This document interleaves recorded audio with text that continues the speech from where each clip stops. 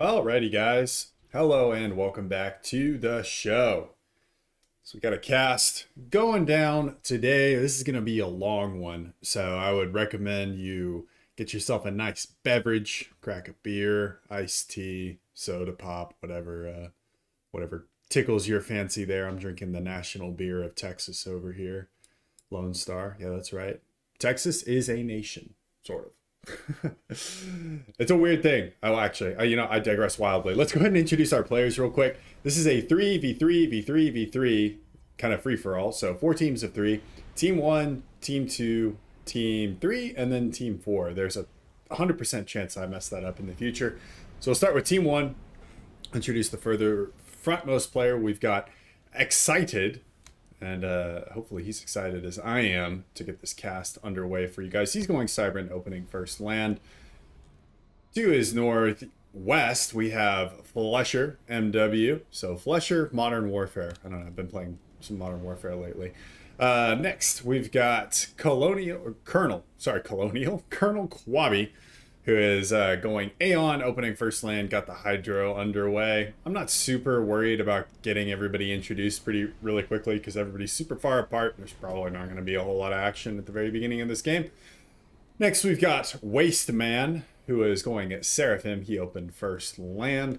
To his north, in a lovely yellow, we have The Name 01, and we'll be remembering The Name in the future. There's a great song by From Ashes to New called Remember My Name. If you guys are into kind of rap, metal, I think that's called new metal, technically. But to his south, we've got Ladike, and I hope I'm pronouncing the game correctly because this is actually the person who submitted the replay. He's going Cybran, going first land, opening second air. Moving on to team number 3, and I'm just verifying there's no bombers or anything. We've got the Claw, and he's going Cybran, opening first land, second air, which would be pretty standard on this map. And right as that comes out of my mouth, we have Arachnophobia, who is going Aeon, and he actually opened first air. Already on the way to T2 air. That's an aggressive T2 air upgrade, sir. Next, we've got Raguys, who is going UEF, opening first land, second air. And now we'll shift to team number 4. On the front, we've got Icy Nightmare, who's going UEF, opening first land. Longtime helper or supporter of the channel.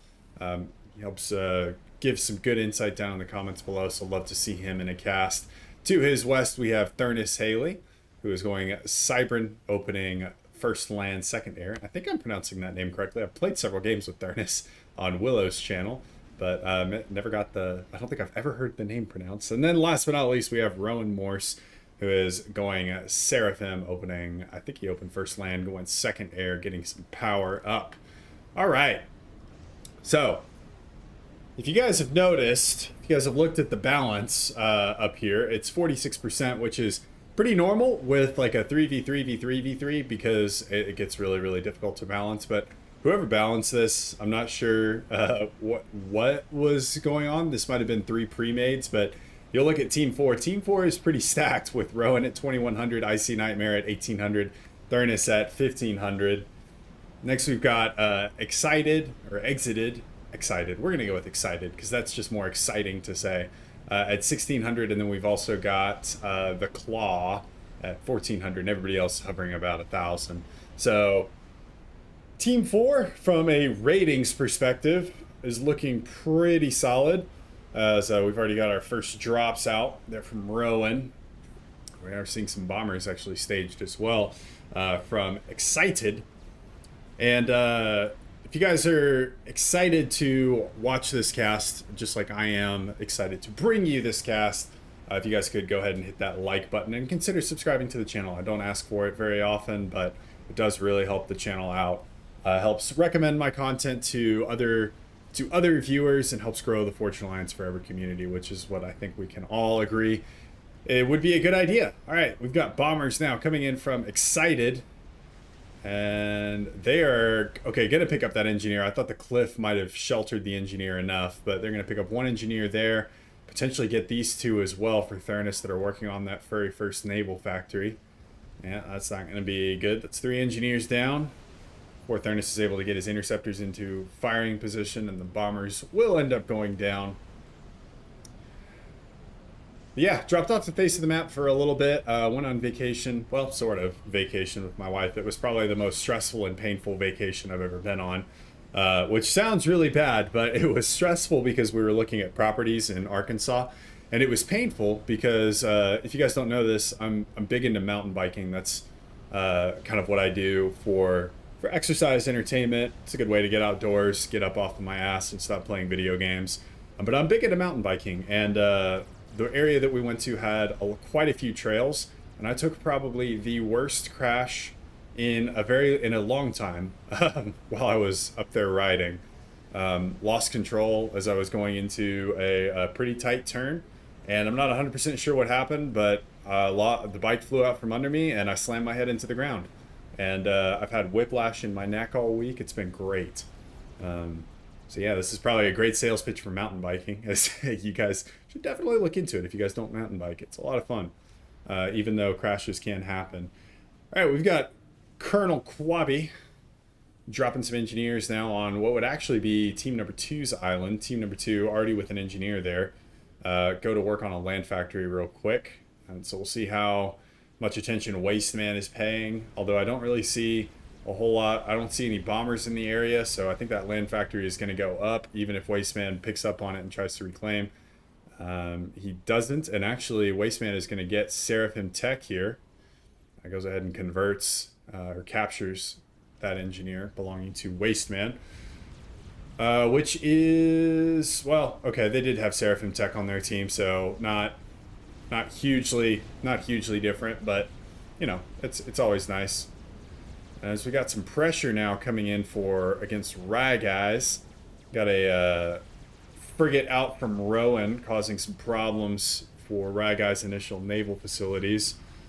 Looks like we got Icy Nightmare in the water as well with a frigate nearby. There's a sub in hot pursuit from the Claw. But Team Number 4 definitely committing to Navy in a big way. It looks like, well, not in a big way. It looks like Rowan's only going for 2 naval factories, and I think that's going to be it, leaving the rest of it up to his teammates with Thurnis as well as Icy Nightmare building the bulk of the naval manufacturing facilities. And on that kind of captured island, we do have Wasteman moving in a Hawessel frigate.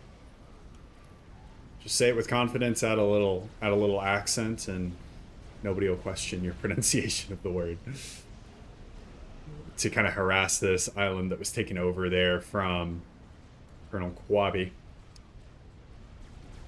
So I initially thought that Seraphim unit names were based off of Swedish, but somebody actually popped into the comments and said that that's actually not the case. So I'm kind of curious where that kind of came from, or where the names came from, if they're derived from a language that is already has already been created, or if somebody at Gas Powered Games was just super passionate about lore and created like their own language. I know in the campaign the Seraphim do speak a sort of language, but I have no idea if there's any like actual formal structure to that. So answers in the comments down below if you guys know kind of where Seraphim unit names are derived from. That's something that I've always been curious about. So we got bombers out from the Claw harassing Icy Nightmare at one of his forward positions. There is a frigate in the vicinity, although that frigate looks like needs to take his AA gunner back to school. But Icy's going to lose control of that more forward island.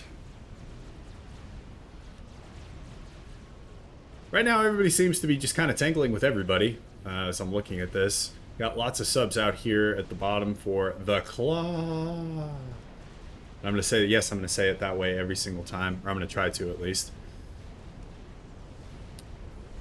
But it looks like Team 4 is wanting to pick a fight with Team Number 3. Team Number 1 is looking to pick a fight with Team Number 4 as we see some subs moving out. And then Team Number 2 is actually kind of just trying to stay in their own little private Idaho up here. Their own little private island. I don't think that they really want to pick a fight with anybody. But if there's one team we need to watch out for as we move into late game, it's the team where almost all 3 of the highest rated players in the game are on the same team, with the exception of Excited, who is on Team Number 1. A little bit of an air engagement here between the Claw and Thurnus's interceptors. There is a tracer down on the ground for, I believe that's a tracer, right? Yeah, it's a tracer. I recognized it just by the volley of the shots. That's right, Procaster, right here, Procaster, baby. But either way, the Claw's going to lose a lot of his interceptors there. Thurnus is going to bow out with the rest of his interceptors, fly back to safer skies and friendly controlled airspace. We do have T2 Navy on the field now for Flesher, who's got a Nuashava on the field, but only is working with a T2 Naval HQ. No T1 investment to speak of, leaving that up to his allies. And then down at the bottom, looks like we're primarily T1 across the board for team number 4. Yep, and same with team number 3, and team number 2 is really just hoping everybody leaves them alone, I think. They're not really looking to pick fights, not really looking to get out and get aggressive.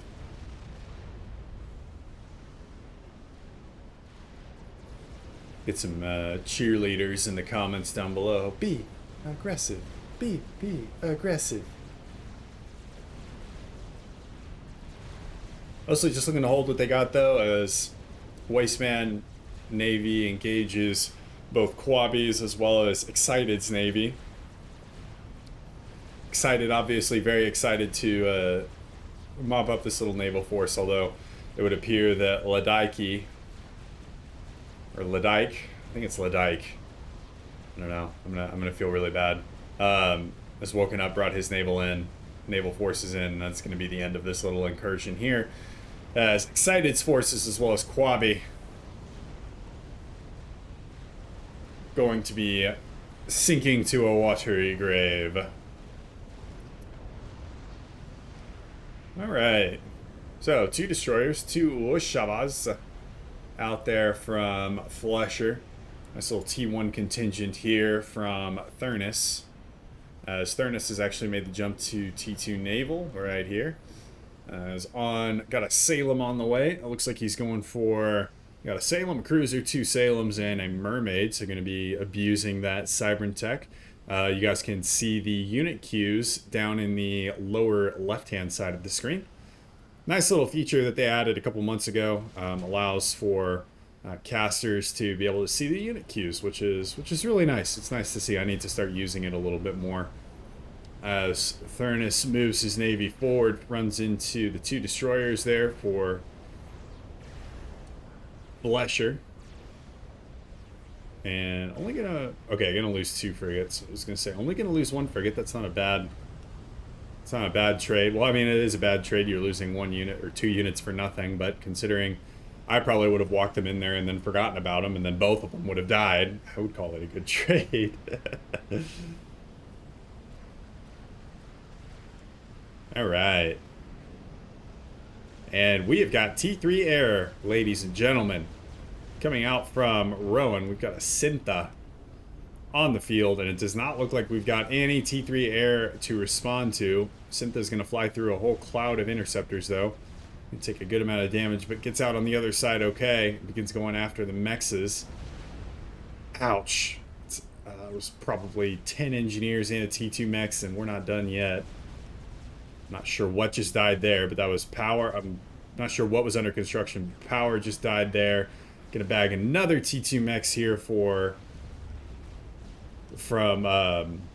the Claw, and now it's just got a trail of interceptors. So if you guys remember back to my video on T1 versus T3 Air, this is a big problem. T1 versus T3 Air, as the bombers move faster than the interceptors can. It's gonna be another mex. And another mex. How many mexes are we up to right now? 10? Grab another one. This bomber is... Oh, I gotta get 2 right there, baby. That's the stuff that dreams are made of. Alright, that's 13, I believe. Still going. Still going. Flies over some AA.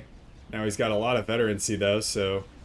Gonna be regenning some of that health. Even with the nerfs to strategic bomber veterancy that happened in I believe it was the last balance patch, not going to be, it's not going to take a whole lot of effect whenever you're killing off 14 mexes. As now Quabi is on the menu, be 15 mexes, no T3 static AA to speak of, or ASFs. It's going to be 16 mexes and 2 total T2 power generators. Oh, and that's going to be beautiful bomb. It's going to be another 4 total T2 power generators. That's going to bring us up to 17 mexes. And we're going to get 18 total mexes here. And now he's back over friendly territory with a whole contingent of ASFs in behind him. 50 kills on that strat. And what is Rowan going to do with it now? Okay, so he's going to bring it back home. And I'm thinking you just run it around the map again. Okay, while that's getting into position, let's look at the rest of the map here real quick. We've got T1 versus T2 Navy squaring off here from Thurnis as well as from Excited. And yep, that bomber is going around the horn again. I think that these mexes were just actually rebuilt.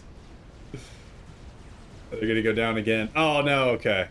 There are enough interceptors to pick off the bomber. Is gonna get another mex, which brings us to, I believe, 17 total T2 mexes, 4 T2 power generators, an untold number of engineers, and 20 or so total mass extractors destroyed. Talk about a value strat right there. And flipping our attention to the Navy here, we've got a coalition of Excited as well as Flesher. Flesher providing the T2 while Excited providing kind of the T1 spam here, but Flesher getting maybe a little too overeager here, exposing his destroyers to damage without their big frigate meat shield in front of them. Frigates come in for Excited, and that's going to make Thurnis tuck his tail and run. As we have another strat out from Rowan. T2 bombers now from Thurnis over the top.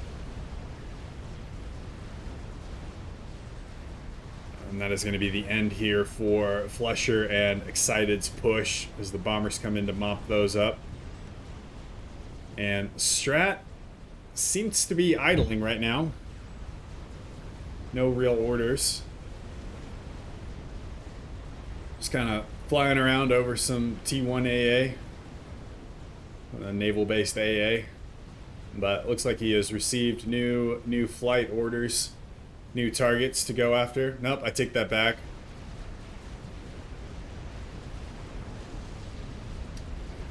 As Team 2 still being relatively quiet here, a lot of the action is happening down here in the southern straits as well as the northern straits.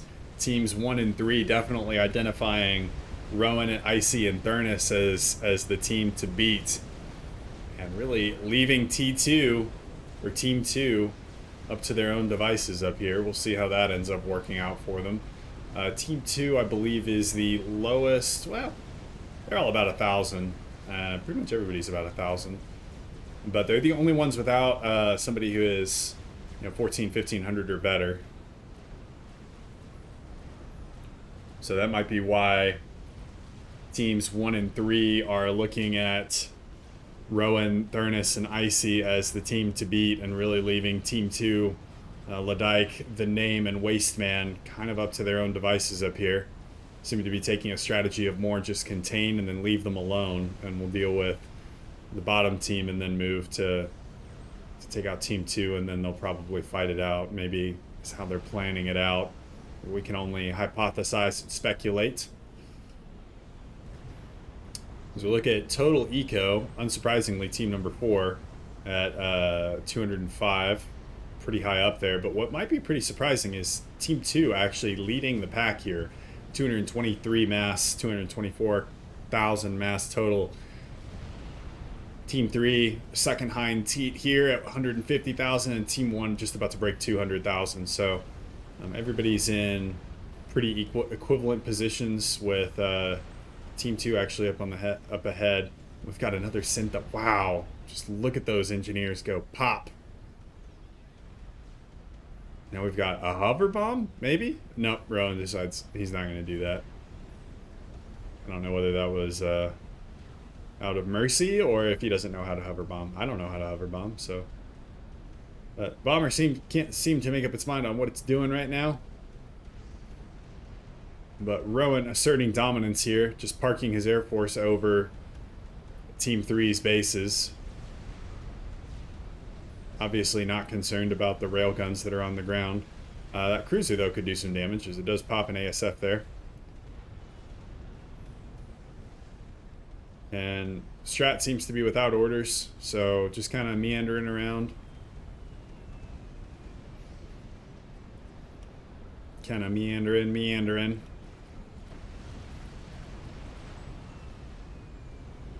Okay. Where are we at? Largely the same position that we were in. Like I said, this is a long game. It's a big map. There's lots of mass. Let's look at... see if... so Team 2 has got the most mass accrued, so I'm curious. Okay, so we've got double quantum gateways, both pushing out RAS commanders. Only going with a T3 Air HQ, no supporting factories. Pushing out some Coronas. And then we have T3 land. I don't know why you go T3 land on this map. And then T3 air as well out from Ladike. But no big projects yet. Obviously, the name looks to be putting a lot of his mass into RAS commanders.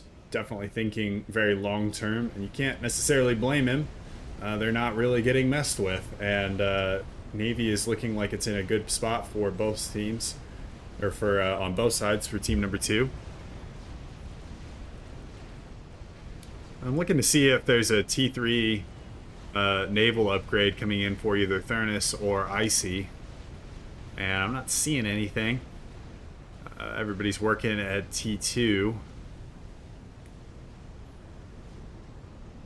But considering team number 4 fighting a battle on 2 fronts right now, doing a lot better than Germany did in World War I and II. It was kind of the bane of Germany's existence, is the 2-front war.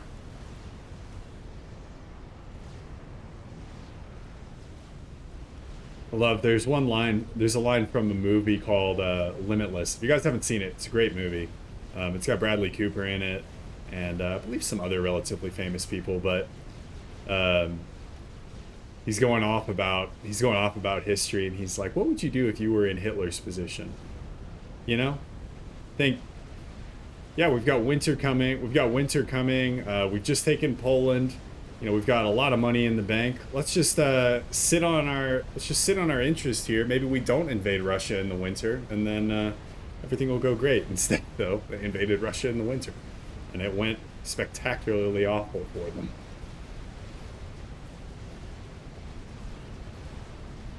As I can imagine. I'm from Texas. It is 30 degrees outside right now, which is freezing for us. There's a lot of people that watch from northern states and Europe as well. Like last time I went to London, it was in January or February, and I thought I was going to die. I thought literally my blood was going to freeze. I was also 10, so give me a little bit of credit there. But yeah, we Texans, we don't like the cold too much. We like it nice and warm. But whenever it gets warm, it gets real warm and humid. It's great. All right. You guys tired of me talking about the weather? I'm tired of talking about the weather. I'm also tired of talking about history here. Let's talk about the game. So we've got Excited has made the jump to T2 Navy. It's got a mixture of mermaids, Salem's, got a couple of Siren class cruisers in there. TheDuelist seems to be leveraging torpedo bombers to relative effectiveness to kind of take the edge off of this 2v1 that he has kind of found himself in this northern kind of straight section of the map. I guess this would be an archipelago. Still focused on T2. What does his eco look like? Not great. Not great, you know?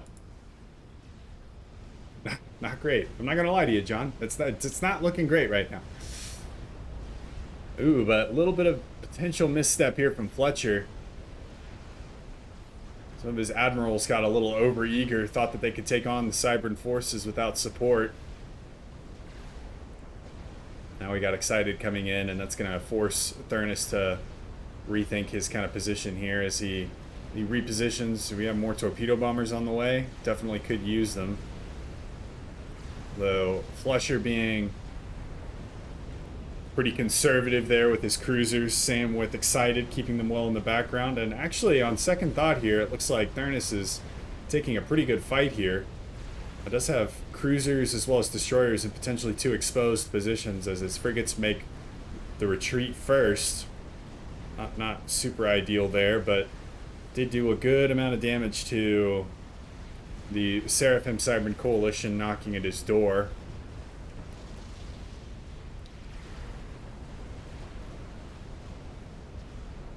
But I don't think Team 1 has enough gas in the tank to be able to break TheDuelist and the Navy completely.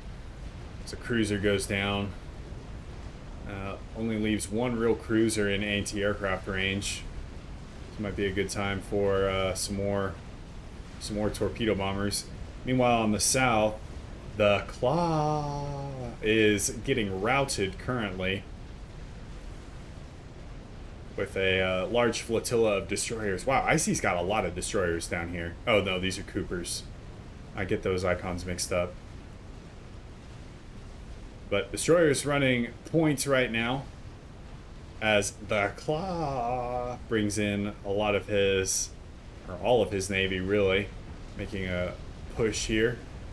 And we do have torpedo bombers now coming in from Quabi. And that is going to be just what Team 1 needs to potentially tip the scales here in their favor. ASF quick to respond there from Rowan. Rowan getting some pretty good turns there on Quabi's Air Force. Going to mop up everything. Doesn't help that Quabi had quite a few swift ones in that mix as well. Not 100% ASF. But TheDuelist is going to lose his T2 Naval HQ to what I think were torpedo bombers as another naval factory goes down. He's not going to be super happy about that one.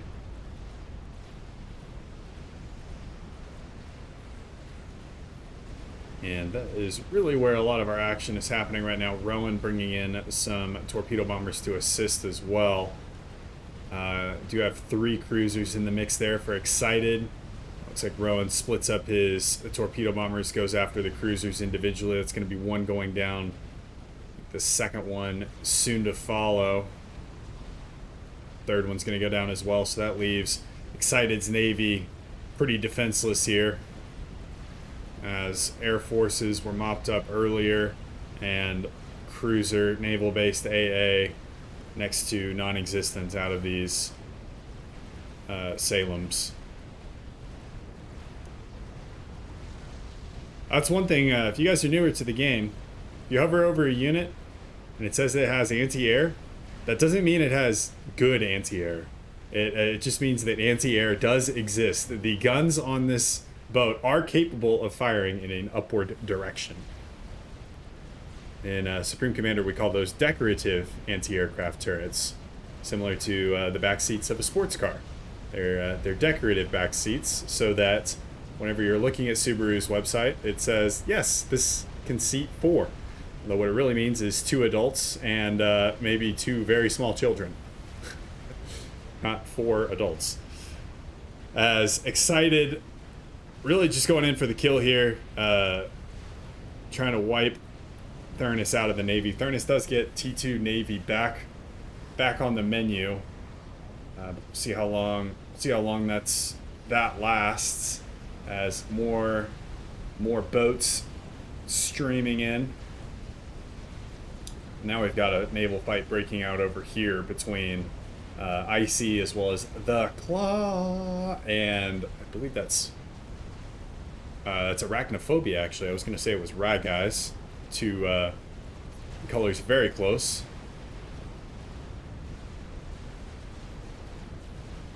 And it would appear that the Claw was gifted UEF tech, as we've got a bulwark shield boat in there. It's helping him out a good amount, as far as helping to even the odds potentially here between the combined forces of Rowan and Icy. I think Rowan really just brought his units in for moral support rather than any serious support. And actually a lot of the Claw's units are submarines here. So that means that the frigates are going to struggle. Subs don't do a lot of damage, but you don't really need to do a ton of damage whenever you just don't take damage from a lot of the units.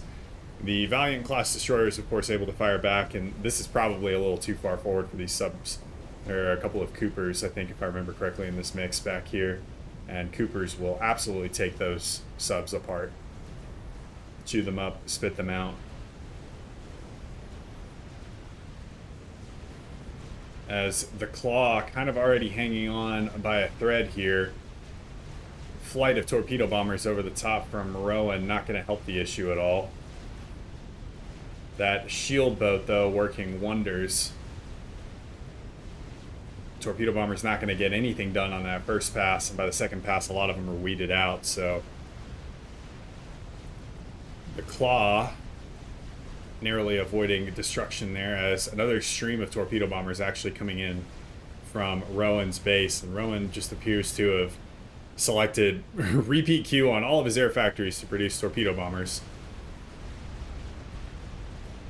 You can tell it is of the utmost importance for team number 4 to get rid of, or at least reduce the pressure coming from team number 3, as Thurnus is crumbling on the northern side of the map to the combined pressure of Blesher as well as Quabi. ASF's in over the top from Arachnophobia as well. Gonna be able to help blunt the assault from those torpedo bombers.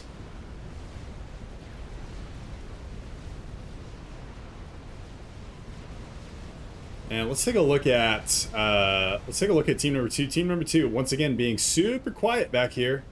So we do have a nuke that has been completed, and we've got a quantum gateway up for Ladike, another quantum gateway up for Wasteman. And I'm not really sure what the long-term plan is. We have 3 quantum gateways here from the name. The name bringing in 502 mass per second, which is not a shabby number. I believe he's our chip leader right now as far as mass rates. And look down here at the total mass values. We got Team 3 really struggling there at 340, and then 617 for Team 1. Team 4, 692. Team 2 at 864 total mass accrued. That is a significant lead of about 30% there for team number 2. I'm not sure if... Let's look at... Have they scout? Okay, so they haven't scouted at all. So team 2, or team number 1, has not scouted at all. Let's check with team number 3. Similar, team 3 doesn't even have radar coverage. Last scout was in the T1 phase. So... the other players in this game, very blind. Let's check team number 4. Team number 4, again, doesn't see the quantum gateways. Very blind to what's going on up there for team number 2, and that is... I'm concerned for the other 3 teams as they're just beating the shit out of each other and letting team 2 potentially run away with this game. As Thurnus continues to crumble up here, losing mass extractors now. He's been properly evicted from the Navy. And there are quite a few Seraphim cruisers here in the mix now. Those long-range tactical missiles. Icy seems to be holding relatively well here against the kind of 3 players that are really in the Navy on his side of the map. And I don't think torpedo bombers are going to cut it anymore. I think you're going to need a different type of solution there.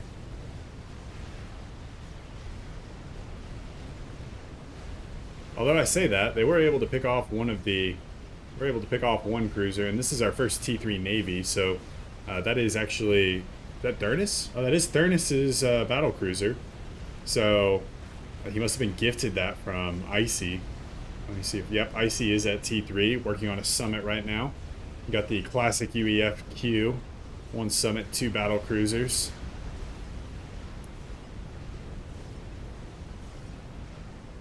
And I'm curious, I don't see where that other battle cruiser is, but I'm probably just blind. This little reflection here is not helping. But that is a battleship from... okay, so Rowan is actually a T3 Navy as well. That is going to be our first nuke of the game. And it's going after, surprise, surprise, team number 4.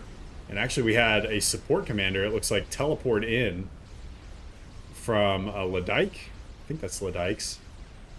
Is Ledyke Seraphim? No, it must be Wasteman.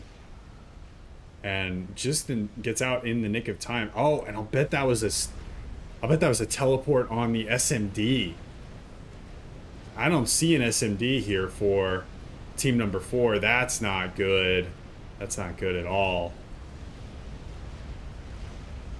What a snipe there from Wasteman. That means that nuke is going to land.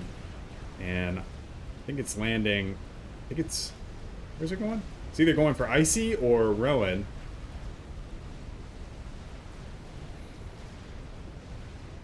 Yep. Alright, Rowan's air grid is donezo. Kiss that goodbye. Loses his core mass as well. Loses really everything except for his perimeter mexes. That's not ideal. He does, yep, so he was not able to get that SMD up in time. I think that SMD just finished. I think he does have a couple of RASCOMs that are bumping around.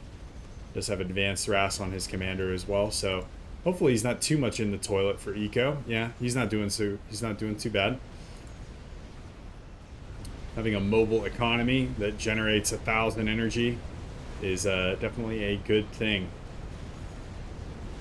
All right, now the Claw is still struggling here. It just does not. I don't think he has the tech or the numbers here to be able to hold this off. We've got battleship now, a Halthum, and the Seraphim battleship's actually not too bad at dealing with smaller amounts of units, just because they do have a pretty high fire rate whenever compared to the other battleships.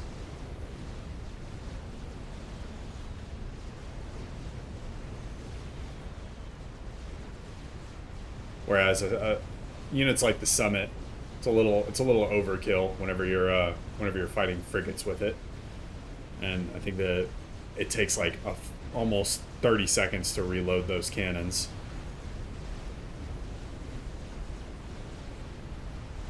As the Claw losing the last semblances of Navy here on this bottom straight. And up here at the top, we are getting some harms now getting set up. Rowan moved several of his support commanders up to the north to drop down some stealth torpedo installations, which is going to be very welcome there from Thurness, who's really had a hard game this game. Torpedo bombers coming in. I don't think they're targeting the harms. I think they're going after the battle cruiser here. They might be going after different harms. There is a Myrmidon that is going to help against these torpedo bombers. 2 Myrmidons, actually. The T3 static AA there for the Cybran. And these harms now spitting torpedoes out like there's no tomorrow. And really causing problems here now for team number 2. These are so hard to push into. You have to get like right up on top of them, and you have to hit them with torpedoes unless you want to ground fire. They really are. They're the Ravager equivalent of the oceans. They're very difficult to push into. Quite infuriating, quite maddening. And honestly, I think underused a lot. But I don't know. I mean, you mostly see them on, like, Phantom, it seems like. As Icy Nightmare now begins coming into range of the manufacturing facilities for Rye Guys, as well as some of the coastal eco options. Torpedo bombers trying to do what they can, but there's a lot of shielding here in this mix. Now let's zoom out and take a look at team number 2 again. Okay, so we've got our nuke, 3 quantum gateways, and oh, that's spicy. That's a spicy meatball right to there. We got a Paragon, and it is nearly complete. It's like over 90% done from the name 01, and that is this is why you don't just leave a team alone. Like yeah, they don't have any of the higher rated players on their team, but I mean, they're still like about 1,000. Like, we 1,000 level players, we're pretty dumb, but we're not complete morons, I'd like to think. And everybody has just been laser focused on taking team number 4 out of the picture. And what's funny is they're not even really able to do it. Like, Thurnis has been having a rough game here, but Icy has been able to pretty much systematically dismantle the Claws Navy, as well as Arachnophobia and Rye Guys. And with the harms that are coming in now from Rowan, this has really stalled out a lot of the push from the northern side as well, and really given Thurnis a little bit of breathing room here. Meanwhile, team number 2 just sitting up here in their own private Idaho. Paragon now online. Goes for Yolana. Okay. That is just go immediately for, I think that's the most expensive experimental. But holy crap, you wouldn't know by looking at how quickly that is getting created. It is almost 25% of the way done, and it has been going for all of 10 seconds. So that is going to shift things here. These 3 teams need to start communicating here and realizing that, hey, you know, you said some hurtful things, I've said some hurtful things, but we really need to just take a step back, identify who the real enemy here is, and then go and crush them.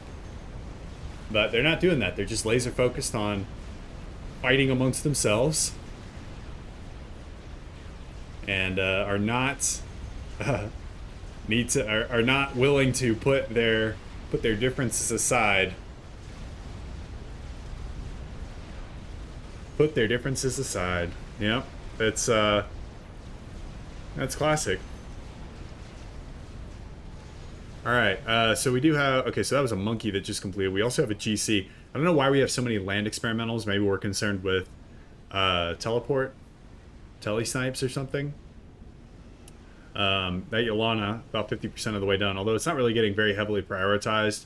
A lot of the prioritization is, okay, there it goes. Now we'll see it start flying. You have been cleared for takeoff, sir.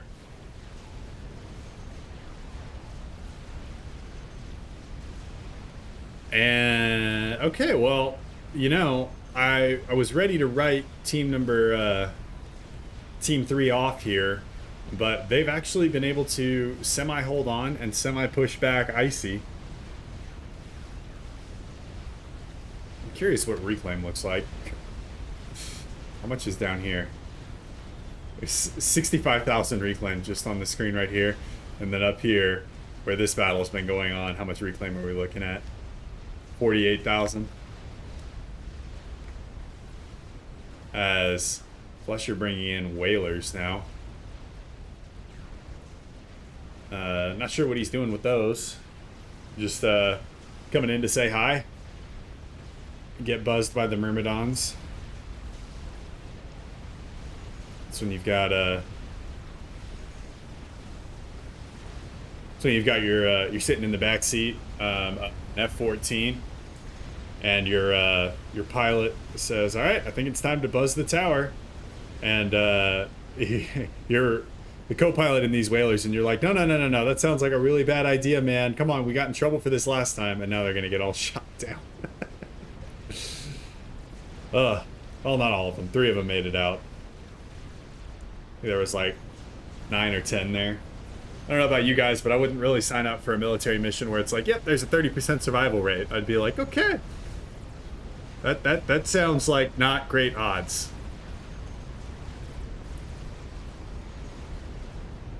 Incidentally, if you are in the military or have served in the military, thank you so much for your service. You guys don't get enough appreciation, I don't think, from anybody. At least that's true in America. I don't know if it's true in other countries, but take that opportunity. Thank you very much for your service. As the Navy from Quabi and Excited moving in once again, Harm's doing a pretty good job here at keeping things from getting too terrible. Although I don't really know what this one is doing. I'm seeing a bunch of these like, oh, mermaids have torpedo defense. I didn't know that. You learn something new every day. Okay, so yeah, there are a lot of mermaids in this mix. That's actually making it really difficult for the Harms to really get in and do a whole lot of damage here against Excited. Harms, as good as they are, that's a lot of torpedo defense there in the mix. And they're backing them up with some Yatsaos. Alright, let's check in on team number 2 up here. See how they're doing. Okay, so the Yolana is ready to go. Not sure why we're not firing it, but you know, it is what it is. Okay, so we've got a Scathis on the way for Ladike. I'd probably say the Scathis is probably the weakest game ender experimental. I don't know, it doesn't seem great. It's like a weaker version of Salvation. Like the Salvation does like a lot of spread damage, but it does it like more concentrated. It seems like the Scathis just like, it's kind of like if I went to the gun range with, it's very much a shotgun approach. It's like shooting a 12 gauge buckshot at something 50 yards away. Like, who knows if you hit it? And if you do hit it, it's probably just going to feel like somebody hit you with an airsoft gun. I have no idea if that's actually the case. Maybe birdshot. I like how you've got a lot of Ladike's ASF are in this like perfect circular pattern here. And then you got the rest of the people that are like, yep, we're not going to do that. It kind of reminds me of high school. You know, you had most of the kids would do what they wanted, and then you had all the kids that were smoking weed or doing something else like, yeah, fuck that shit. We're not part of the establishment. I went all set that 70s show there for a second. Okay, so going back to the game here. I'm going off on these weird tangents today, guys. Going back to the game here. Thurnis once again evicted from the Navy. The Harms were overwhelmed, so that means that these battleships could kind of park their ass right here and really start to put some hurt on Thurnis's main base. We have a fat boy out actually from Rye Guys. And the Claw has made it to T3 Navy finally. He's got several Galaxy class battleships out.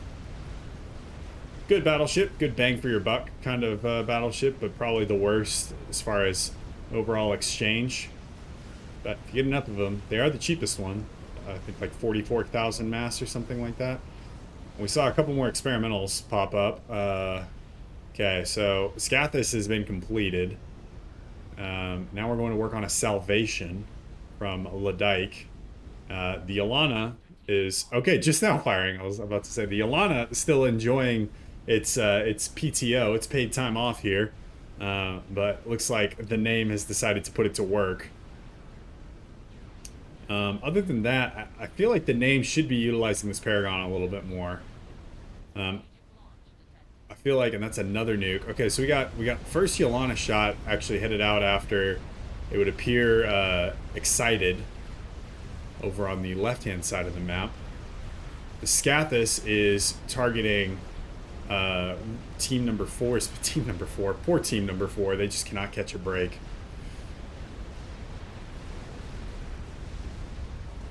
Especially Thurnis here. Thurnis losing pretty much his entire economy from a power perspective, as well as his T3 air facilities. That is another nuke out. So I think this is the first one. Is this the Yolana? No, that is just a standard nuke. All right, so that's going to get shot down. We've got a couple more nukes on the way. One standard, one of the experimental variety, and for team number 1, they've got, looks like 3 SMDs kind of here on the front line. One's got 1 in it. Quabi's got 1 in it. So one of these nukes is going to land. And Flesher's SMD is way back here, so not going to be able to get that. All right, so that is going to be the Yolana landing, and this is probably the most beautiful explosion in all of FAF. Hats off to the VFX guys that did this. If by any chance you watch my channel, just bravo. That did a ton of damage. Quabi lost a lot of his core mass, a lot of his core power, I think all of his core power. They're not done. Another YOLO on the way.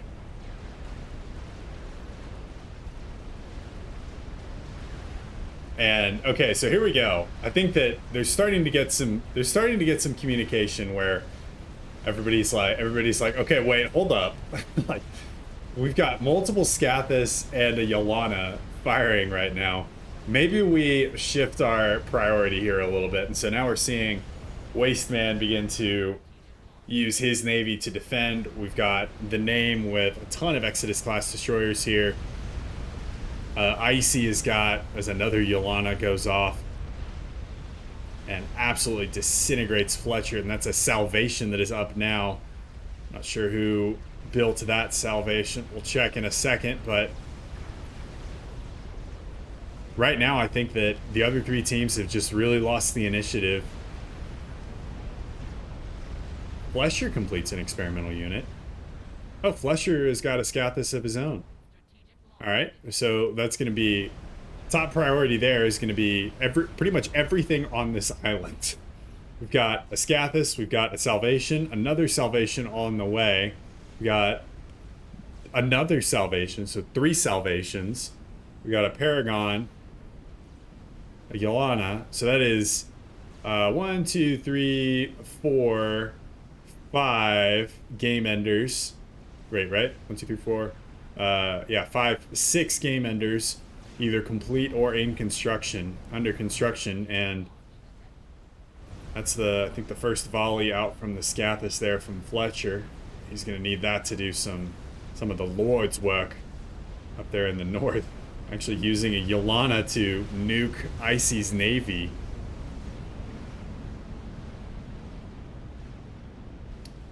Actually didn't kill the battleships. I thought it would. That was pretty close to ground zero there. But we have another one on the way. Don't worry. We got another big Yolana. I feel like we should name the Yolana nuke payload Fat Man, and then the smaller one Little Boy, after the Hiroshima and Nagasaki bombs. Seems appropriate. Okay, but Scathis fire coming in now. There's a lot of shielding, though, around this Paragon. But it's actually not going after the Paragon. It's actually going after, looks like the Salvation. And some of those shells are going to hit the mass fabs. We got another Salvation on the way. Jeez. Does Ladike have his own Paragon? It seems like he's making these awfully quick. Oh, he's got assistance from... okay, he's got Hive assistance from... I gotcha. Another Scathis round comes in. Do deny that Salvation, or Scathis, and are able to take out 2 of the Salvations, so that's going to be good. But I think this is going to be a real problem. We saw YOLO making its way down to Rowan's base. Rowan, I think, now the only viable player left in on team number 4. I guess I use the term viable a little bit loosely here. As he does have a Scathis of his own under construction, but shields have failed. Salvation is breaking through. It is also a very cool animation. And this game is so ahead of its I feel like was so ahead of its time in terms of graphics. It's like this is a pretty old game. Like, and I think the graphics on this game are good. Maybe I just have really low standards for graphics because, you know, I played like Medal of Honor Allied Assault and Zelda the Wind Waker and games like that where, you know, it's like basically just like hexagons layered on top of each other. Then I look at a game like this and I'm like, wow. Then I go and play like Cyberpunk and Horizon Zero Dawn and I'm just like, holy shit, that's beautiful.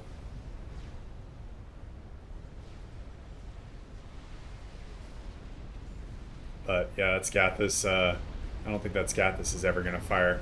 Oh wait, it's done. So yeah, it might fire. No, it's not done. It's not done. I lied. Caster blind. Noob caster. Please report. Alright, we got another... so, they're going to put this Scathis to rest with a Yolana.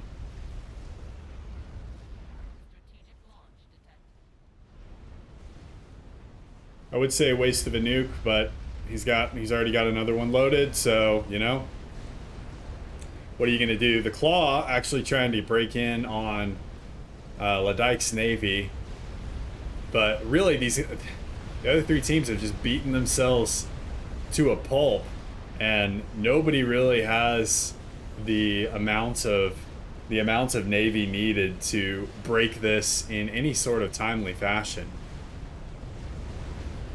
As we got Thurnus actually going for a teleporter here. That'll be done in what is that, 2:38? 4 hours. Yep, that'll be done in 4 hours. Alright, Scathis does complete there for Rowan. Wow. As the eco just takes off there for Team 2. 5.2 million. But the Scathis from Rowan actually making a little bit of a difference here. I don't think it's enough of a difference as we got another salvation and another salvation. And yeah, so 3 salvations and a Yolana. Still got the Scathis and the salvation from Ladike. I think Wasteman is mostly focusing on Navy right now. And he's actually gone on the offensive and moved into insult to injury there for Excited, who is probably no longer excited. He's probably a little sad. Maybe morose would be a good word there. Depressed. Losing the will to live. Alright, Scathis is down now for Rowan. Shields are down. A Scathis volley comes in on top. It's gonna take out all the shields there. Alright, how's our teleporter doing? Hey, it's at 5%, guys. And I think they were actually able to just take out one of the Yolana payloads. Team number 3 now seems to be semi-left alone. Well, I say semi-left alone. There are 2 Atlantis up here. Oh, those are allied Atlantis. Noobcaster, please report. 2 defending Atlantis, and actually a lot of Ladike's Navy has gone down here. These Atlantis might be enough to kind of go on the offensive here and turn the tide. Busy taking out the remaining frigates, but the Claw, I think, might have, between the battleships and the Atlantis, might have enough gas to get up here and do some damage. Although they gotta do it quickly, as the Salvation has now changed its targeting. We've got, I think, 4 Salvation here firing on this poor little base, as all the shields end up going down. And that is going to be the end of quite a bit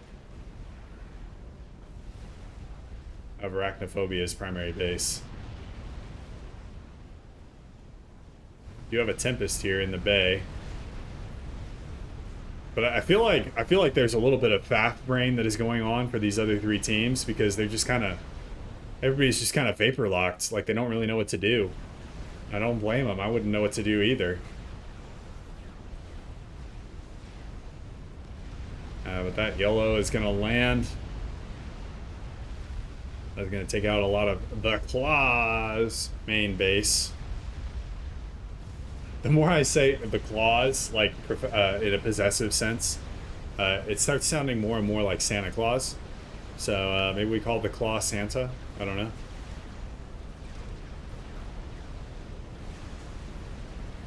He has brought us quite a good game, quite a treat that he has contributed to. As we now have a YOLO that is, I think, going in on, I've lost track of, I think this is going in on Ryguy's main base.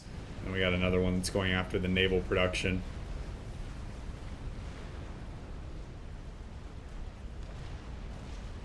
I think it's beautiful. It's a flower of doom, blooming.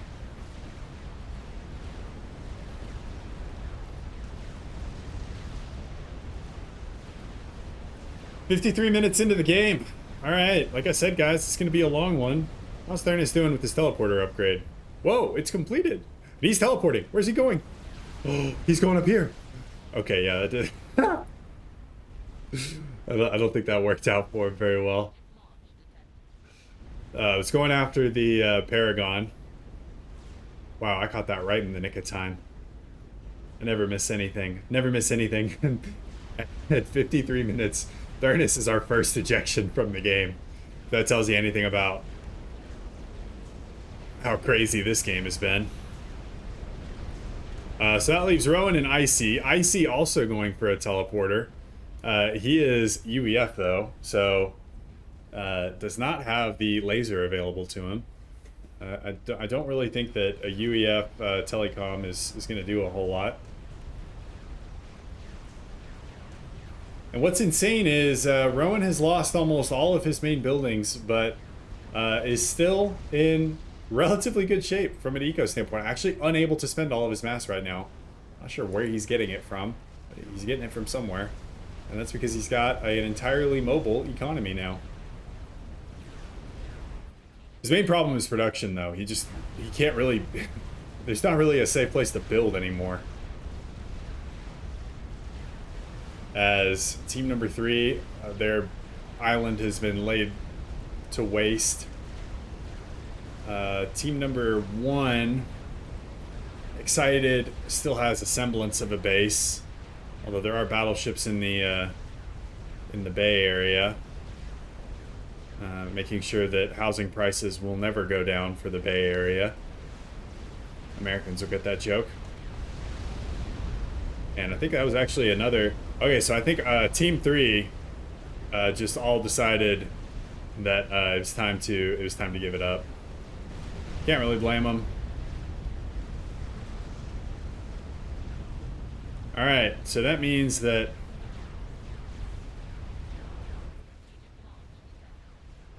Now, that means that everything, all the weapons on this island, which let's go back and count real quick. So we've got 1, 2, 3, 4, 5 salvations, 6, 7, an 8th on the way. And then we've got a Scathis, 2 Scathis, 2 Scathis, 1 on the way. We've got, did I count that salvation? I might have missed that salvation. There might be 9 salvation. We've got a Yolana. We have a Paragon. This is just an absolutely insane amounts of game enders. Although it seems like Icy and Rowan do have a plan. Icy is going to be teleporting to this island that is now vacant, although it is now turned into a nuclear weapons testing zone of the map. Therefore, the name, as he nukes nothing. As Quappy going with an interesting drop here. I think that must have been what he messaged to Rowan. He was like, hey, I'm just passing. We're friends now, right? maybe we stop fighting each other.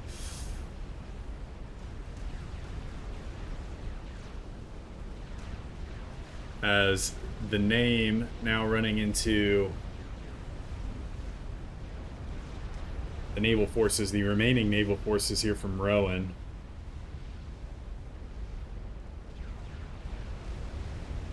Omens, though, a pretty good battleship as far as ship-to-ship combat. I think in my testing, they were the ones that came out on top. If you don't account for the range differential, which I didn't because I was an idiot, but it is what it is. We have a missile ship out off the coast there from Wasteman, as well as a Monkey Lord from Excited. But yeah, like we talked about earlier, team number 1 has now turned into the punching bag here for the name and Ladike. There's another nuke that went off. I don't know where that nuke is going. Okay, it must have been going to the weapons testing facility. Or the weapons testing grounds. And Icy is actually putting together all of the... Icy's actually building up, you know, all the dummy buildings that you would see in, like, Nuketown or, you know, one of those 60s nuclear test sites. So, bravo for Icy getting with the channel and getting with the program and the theme of everything. There's a huge volley of Scathus fire and Salvation fire. Comes in, takes out some of the last main buildings there for Rowan.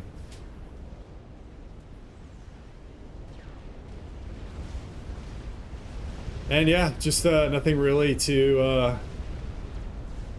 I don't think that there's really anything Team 1 or Team 4 can do here.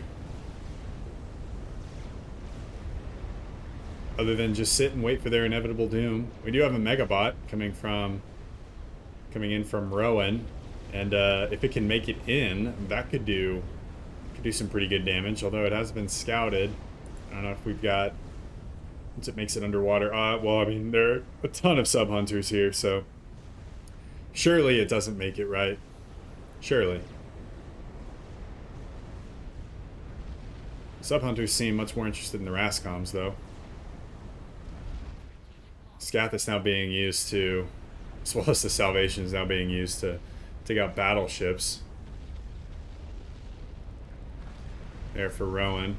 Rowan's actually got several experimentals. Looks like 2 megaliths, 2 monkeys, making their way to various locations. And that might be kind of the Hail Mary play there. There are quite a few sub hunters bumping around though. We got some Barracudas as well from the name. These Yathals are still focused on the Rascoms. The Megalith is what's going to shoot back. The Megalith doesn't have like terrible torpedoes. They aren't great, but not terrible. Not great, not terrible.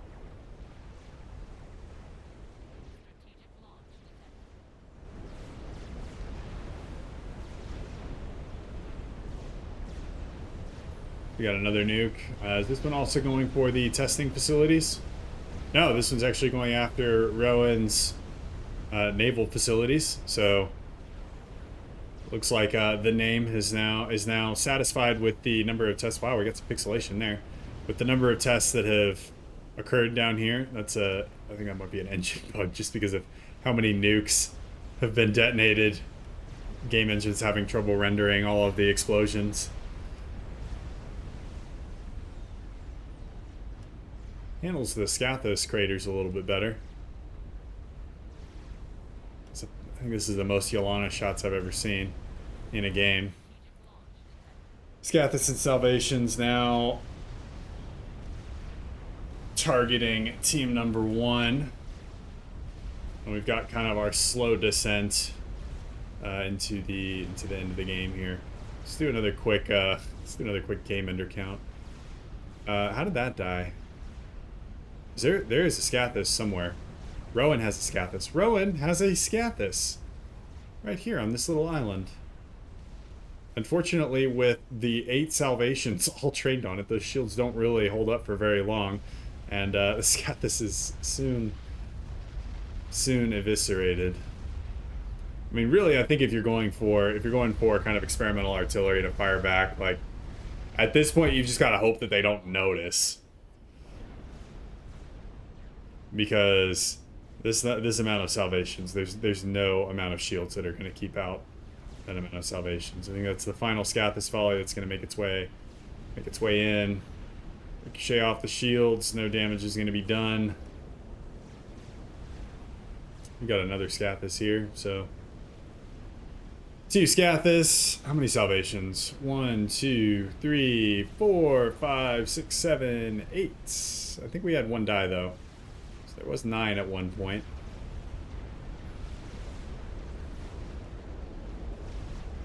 And we've got the Mega from Excited making its way across now. I think the Mega from Rowan lost the pressure in its seals. So they throw a nuke on the island just for good measure. And we might speed this up. I might see if it's possible to speed this up. We can get +2. I'd be very surprised if there's any way that Rowan, Icy, Excited, or Quabi, or Flesher, because Flesher is still in the game even though he doesn't really have a base anymore, are able to come back. Icy actually trying to do something cheeky up here.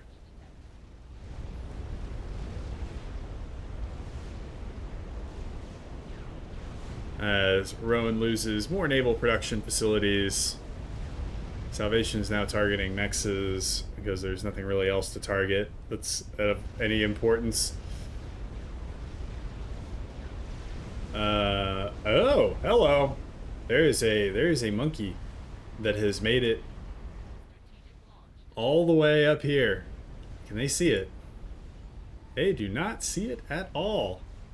All right, well that could be interesting. It could be interesting. There are a ton of support commanders here. Yeah, they're engineer presets, but that's quite a few support comms, even though they're not Rambo or advanced combatant. Incidentally, one of the biggest points of feedback that you guys gave me in my Rambo comms video was that I needed to look at the advanced combatant preset from the Seraphim as well. I do have that scheduled in the workflow right now to take a look at that and compare it as well. Just because a lot of you guys said that they don't suffer from quite as many problems as the Rambo comm does with lack of range, but they still retain overcharge if I'm remembering correctly. So yeah, I do have it on the cards to look at that. While that was kind of front of mind. Okay, so the monkey. So here's kind of the problem here. There's 4 GCs and a Mega here, and another monkey. I don't think this monkey. I mean, this monkey might be able to take out the YOLO, but I mean, I think that's about as good as you're going to get out of it.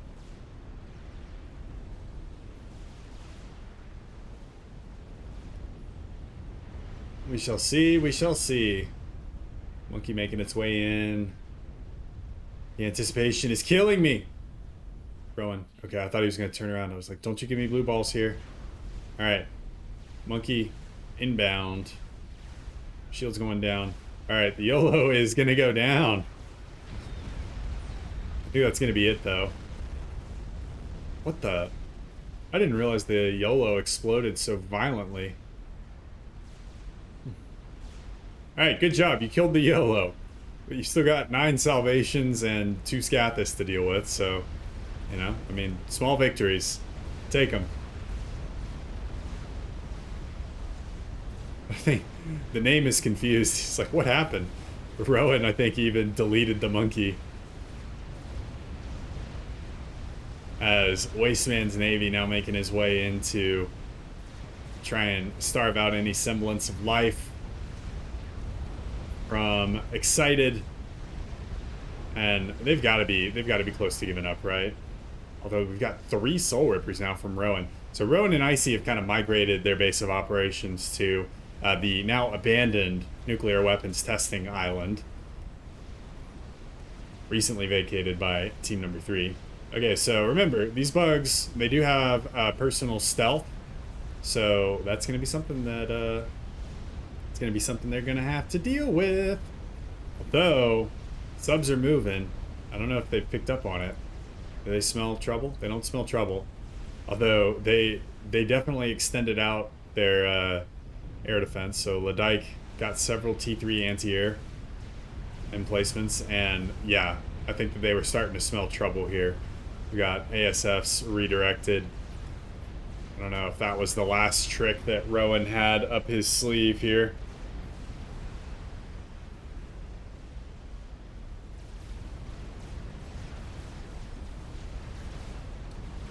We got Solace torpedo bombers as well. Kind of the last gas from Kwabi.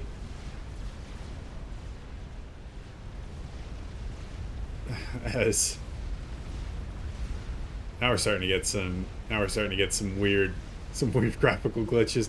I don't think I've ever seen this many game enders, so you're starting to see these like weird errors now where it can't render all the wrecks and the craters and things like that. This is, I think, the most game enders I've ever seen in one game, which is crazy.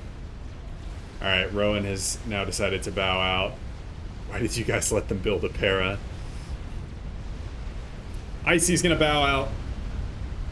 And I would imagine that Excited, Flesher, and Kwabi are pretty close to giving up the ghost here. Bump the speed up a little bit just to see if something crazy happens. Truth be told, I didn't actually watch this replay all the way through. I made it to about an hour, and I was like, okay, this is probably going to be a really, really fun one to cast. So we'll go ahead and do it. But yeah, if this shows you anything, I'm only at +3 right now, even just going through and running the simulation on a replay. These big games, man. This is actually on the new CPU as well. This is on a 10700K instead of the 4790K. The vastly improved IPC and core clocks, but still not enough to be able to deal with this beast.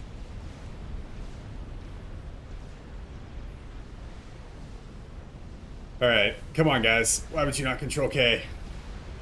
What hope can you possibly have? I guess Excited was. We have a GC has walked over from the name actually, and that base has now been scouted out. Excited was gonna try and god damn, that got pulverized quickly. That was a now you see me, now you don't kind of base right there. As I think Team 1 have given up the ghost here.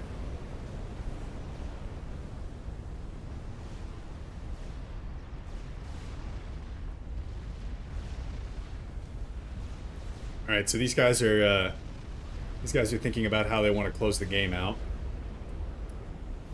And they're gonna do a comm duel. What does Kwabi have in his arsenal? He's got RAS and T3. I gotta say, man, if you're gonna go for a comm duel, maybe bring something a little bit bigger than a BB gun and a fork to the fight. Oh boy. We stopped Artie, but shots are in the sky. I'm gonna ride this out to the end. This game is over, but I'm gonna ride this out to the end to see what ends up happening here. Okay, so we've got sensors for Kwabi. So we've got a BB gun, a fork, and then a flashlight. And then Ladike is coming to the island as well. Where's his commander? Let's see if there's a transport anywhere. I'm not seeing a transport. I'm not seeing a bigger comm icon.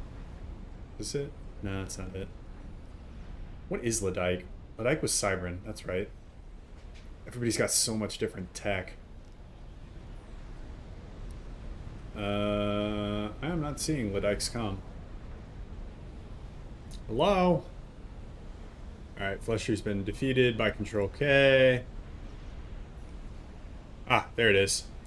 Okay, so we've got okay, so he's swapping out. He's going for something else. Oh, Gunsplat. No, he's going for I don't know. But okay, Ladike has got Cloak, T3 and laser. All right, so he's got gun upgrade, got gun speed. Latyke is just on hold fire right now.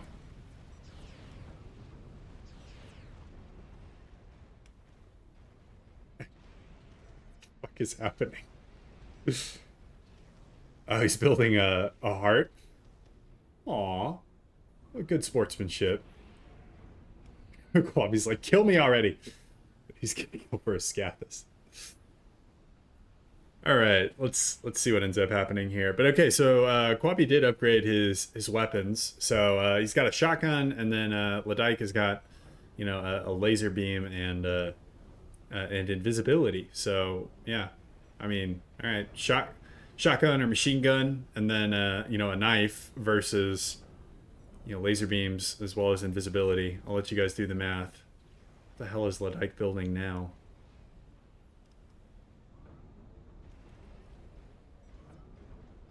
Quabi can't see him, though, I don't think.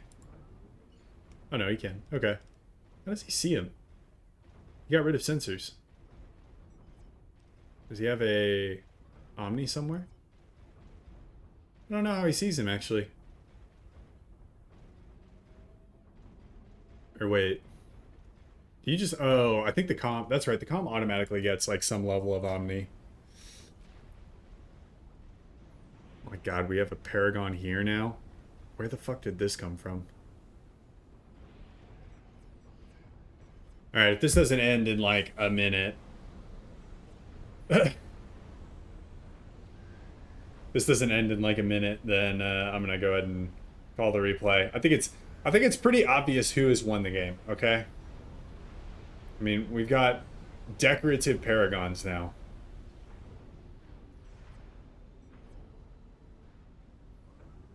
You can capture facts. It's faster. What is going on here? Alright. Oh, I can only get +3 because there's so many goddamn spy planes in the air. Name, what are you doing to me, man? What the hell is happening? Is he trying to capture the Paragon? Or reclaim it? He's trying to reclaim it. What is that?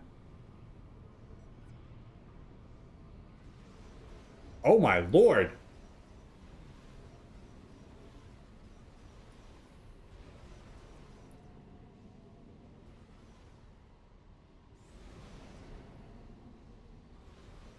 Goes for a YOLO. Alright, yeah, I'm gonna call this. I'm gonna call this there. These guys are just gonna, like, I guess, you know, be friendly and chat.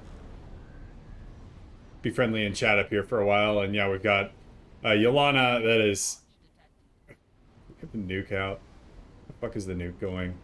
It's going over there for whatever reason. Alright. Sent the firework. Alright, yeah, we're gonna call the cast there today, guys. Thank you guys so much for watching.